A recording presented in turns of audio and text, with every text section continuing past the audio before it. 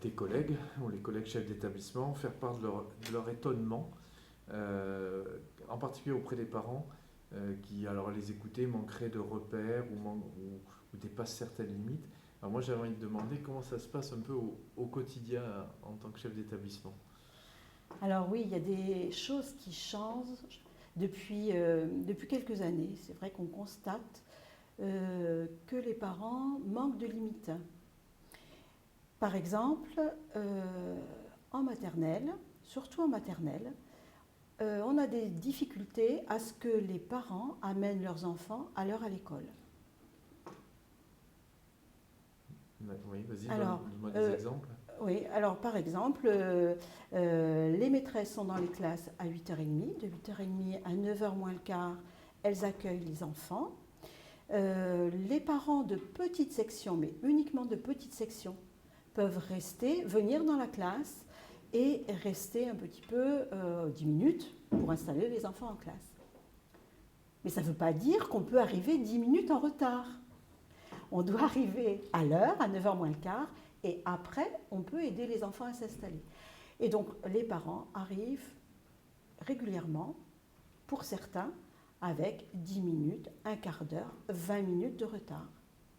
Donc, ça a été signifié par écrit, par oral, mais, alors ce sont toujours les mêmes, hein, c'est pas une majorité, mais ce sont toujours les mêmes, et c'est impossible.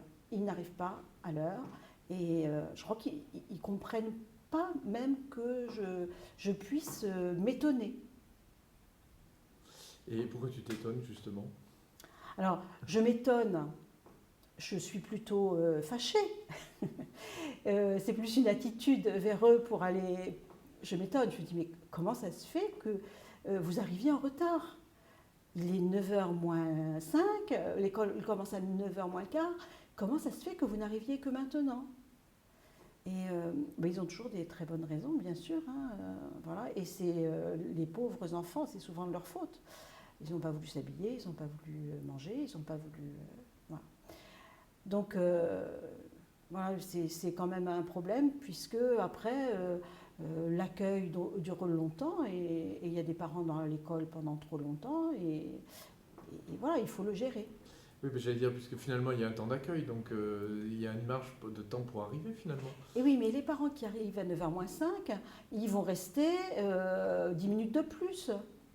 Donc ils vont partir, il est 9h05, 9h10. Et il y en a qui vont arriver à 9h05, 9h10. Voilà, donc par exemple, la semaine dernière, il y a un papa qui arrive régulièrement en retard, donc il regarde s'il ne me voit pas.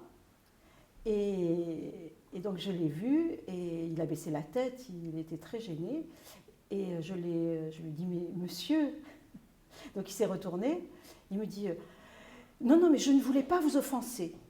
Je dis, mais il ne s'agit pas de m'offenser, il s'agit que, encore une fois, vous êtes en retard. Ah oui, mais ce n'est pas tous les jours. Et heureusement, ce n'est pas tous les jours, mais ceci dit, c'est très, très, très souvent. Et ben voilà. Il est fâché, hein, il est fâché que je lui dise ça. Moi aussi, je suis fâchée d'ailleurs. Et qu'est-ce qu'il a répondu alors? Et oui, oui, mais... non, je sais. Donc j'ai dit que la porte serait fermée. Je fermerai la porte dorénavant. Ceci dit, c'est difficile dans l'école, vu la configuration de l'école, c'est difficile de fermer la porte. Parce que voilà, la porte est ouverte aussi à l'administration, aux collégiens, aux élèves de bac pro, et je ne peux pas fermer la porte à tout le monde. Voilà, parce que c'est la même entrée pour les maternelles. Donc ça pose un problème. Tu as d'autres petits exemples comme ça au quotidien qui t'étonnent ou qui te posent question? On constate de plus en plus que les cahiers que l'on donne chaque semaine aux enfants à la maison, le vendredi soir, on demande aux familles de les signer, et ils reviennent pas signés. Les mots que l'on met sur le cahier de liaison ne sont pas signés non plus. Quand il y a une sortie, on met toujours un petit papier avec l'heure de départ, l'heure d'arrivée, ce qu'il faudra emmener, etc. Et les parents téléphonent parce qu'ils ne savent pas à quelle heure récupérer leurs enfants. Mais tout a été écrit. Voilà, on a vraiment des difficultés à ce que les parents lisent le courrier que l'on donne. Donc on essaie de varier la façon d'écrire aux parents. Ça ne marche pas. C'est compliqué. Donc au dernier conseil d'école, ça a été une piste de réflexion. Donc on a posé la problématique qui était, voilà, il y avait un constat, les cahiers, les mots sur le cahier de liaison ne sont pas signés par tous et nous avons des difficultés à faire respecter les horaires. Comment sensibiliser les familles à ce problème récurrent? Donc j'avais organisé des petits groupes de 6, tout à fait au hasard, pour qu'il y ait à la fois des enseignants et des parents dans ces groupes de 6. Il y avait un temps de 20 minutes, un rapporteur par groupe et un maître du temps. Et voilà, la problématique était lancée et on essayait de trouver des réponses. Ou d'autres questionnements. Et voilà, ce qui était assez drôle, c'est que dans ces groupes, il y avait une maman qui amène régulièrement ses enfants en retard. Et là, pendant le travail en groupe, elle disait, oh là là, il est bientôt l'heure, il faut que j'aille chercher les enfants. Voilà, elle était elle bougeait beaucoup, elle était très énervée, ça ne l'intéressait pas vraiment. Voilà, donc les parents, il y a des choses qui sont ressorties quand même. Voilà, il faut qu'on soit beaucoup plus sévère avec les parents, il ne faut pas accepter. Et comment ne pas accepter? Il faut fermer les portes. Peut-être qu'il faut donner les mots aux parents tous les mardis soirs. Parce qu'effectivement, le vendredi, il y a des enfants qui vont chez papa, d'autres chez maman. Le lien est quelquefois difficile. Donc, on essaie de donner les mots le mardi soir. Et là, c'est nous qui avons du mal. Voilà, on n'a pas vu encore les bénéfices. Au moins, la problématique a été posée en réunion, en conseil d'école. Les parents qui ont souhaité ont lu le compte-rendu. Voilà. On ne voit pas trop les bénéfices encore. Et à tes yeux, c'est important que les papiers ne soient pas signés. Quelle est la difficulté? Parce que en fait, est-ce que c'est vraiment la communication qui pose problème? Non, il me semble qu'il y a un désintérêt de la part des familles. Ils nous confient leurs enfants, nous on les a toute la journée, plus on peut les garder jusqu'à 19h le soir, donc on les garde longtemps à l'école, mais il faut pas demander plus. C'est compliqué pour eux. Et je pense que c'est réellement compliqué de demander davantage aux parents. Je crois que leur vie est souvent compliquée et voilà, on leur rajoute un poids en leur demandant de regarder les cahiers, de vérifier, de s'intéresser au travail de leurs enfants. C'est ça qui nous préoccupe surtout. Alors si c'est ça, est-ce qu'il n'y a pas d'autres manières de faire est-ce que ça ne serait pas à prendre en compte d'une manière ou d'une autre? Oui, on réfléchit, on n'a pas trouvé la solution. Voilà, on rencontre les parents, soit donc en conseil d'école, hein, donc il y a les parents délégués qui représentent tous les parents. On fait des réunions de classe, donc en grand groupe. On fait des réunions individuelles aussi. Voilà, on essaie de rencontrer les parents, d'avoir un lien. Et là, j'avais l'impression que ça te touche, ça. Et, personnellement, pourquoi ça te touche vraiment, là, cette attitude des parents? Je trouve que ce sont les premiers éducateurs de leurs enfants et qu'ils nous les déposent et qu'ils nous demandent d'apporter, qu'on leur transmette les apprentissages, mais aussi presque de l'éducatif. Et alors oui, c'est vrai qu'on a les enfants sur un long temps dans la journée, donc on a un côté éducatif, mais les premiers éducateurs, c'est quand même eux. Et d'autre part, il ne faut pas qu'on les dérange. Il faut que tout roule bien, parce que sinon, ils nous remettent la faute, ils nous remettent la faute, quoi. S'il y a un grain de sable, si quelque chose ne va pas, voilà, c'est plus facile de remettre en cause l'école que leur façon de fonctionner. D'accord. Et je sais pas, un autre peut-être exemple concret comme ça, précis, même très ordinaire, au quotidien qui t'interpelle. Quand il y a des soucis entre deux enfants, voilà, ils vont venir me voir. C'est pas la faute de leur enfant, très souvent. Voilà. Soit c'est l'école qui n'a pas géré, ou la maîtresse qui n'est pas suffisamment vigilante, ou l'autre enfant qui est vraiment très pénible. Voilà, donc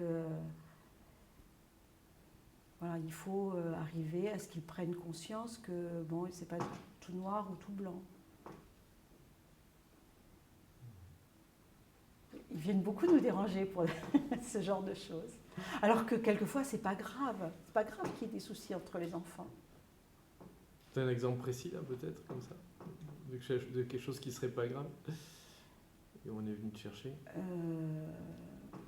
Moi, j'ai un exemple, mais c'était plus grave, donc c'est peut-être pas le bon exemple. Non, j'ai rien qui me vient là.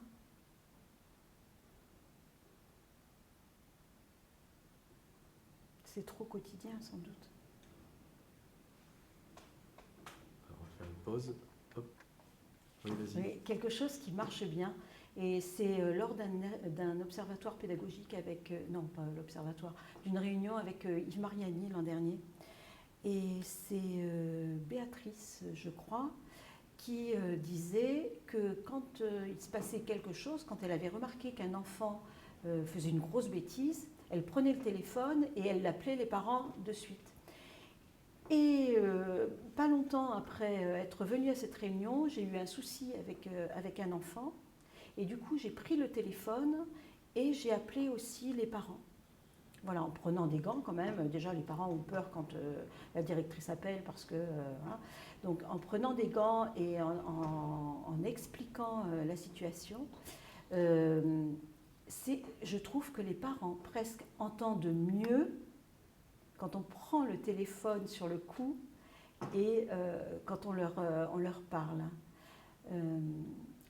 Je trouve que ça marche mieux que de demander un rendez-vous. Peut-être que le fait que ce soit par fil ou par onde interposée, c'est plus bref et ils écoutent peut-être davantage ce qu'on a à dire et peut-être que nous, on pose davantage le problème. Je trouve que c'est quelque chose qui fonctionne bien. Je n'avais pas osé le faire avant, mais maintenant je le fais, grâce à Béatrice. Comme quoi ça sert. Ouais. Et tu saurais dire pourquoi? Non, tu ne sais pas. Non, je sais pas. Je pense qu'il y a... on n'aborde pas le problème de la même façon dans l'urgence que si on a que par rendez-vous. Ça ne peut pas marcher pour tout, je pense. Mais pour quelque chose qui se passe à un moment donné où il faut résoudre la situation qui est quand même pas gravissime, mais à un moment donné, c'est intéressant de dire. Les parents m'ont remercié à chaque fois. D'accord.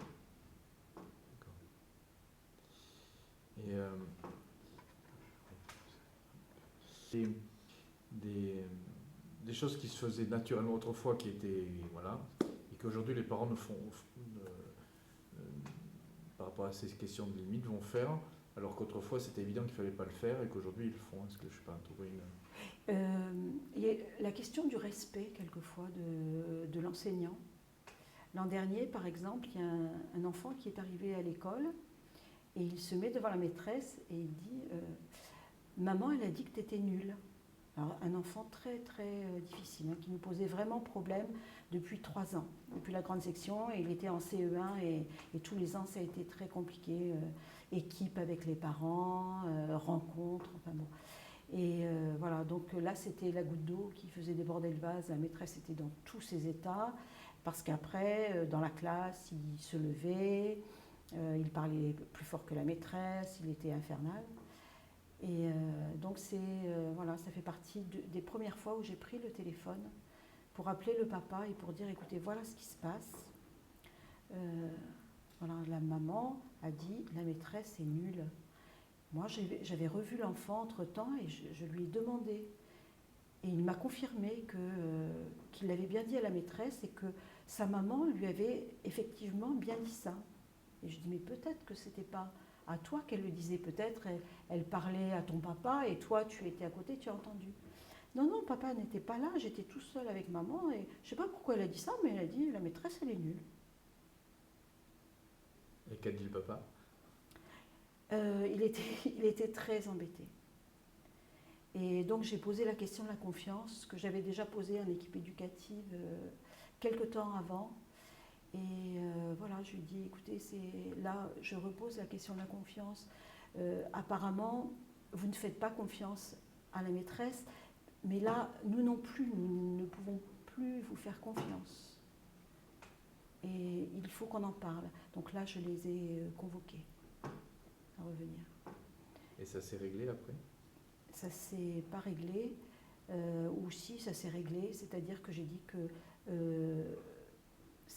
c'était juste avant les vacances de Pâques l'an dernier, et j'ai dit pour la réinscription l'an prochain, il va falloir réfléchir ensemble sur cette question de la confiance. Mais s'il n'y a pas de confiance mutuelle, je pense qu'il vaut mieux que vous tentiez votre chance dans une autre école. Et donc il a compris et il a enlevé l'enfant. Donc je lui ai dit que c'était une bonne idée d'aller voir ailleurs. Alors je ne connais pas la situation, mais c'était trop, oui, je suppose que c'était une bonne idée, mais c'était trop compliqué de revenir sur la situation et de il y a eu trop de choses. Voilà, elle avait mis des messages sur Facebook. Saint-Gaudens, c'est une petite ville. Et tout ceci, ça nous était revenu. Donc elle mettait en cause l'école, l'enseignant sur Facebook. Elle mettait en cause l'école privée. On les met dans le privé. Vu ce que ça nous coûte, eh ben, c'est pas pour ça que c'est mieux. Bon, je crois que ça suffisait. Bah, écoute, merci bien. À moins que tu aies quelque chose à ajouter. Non, je crois que ça y est.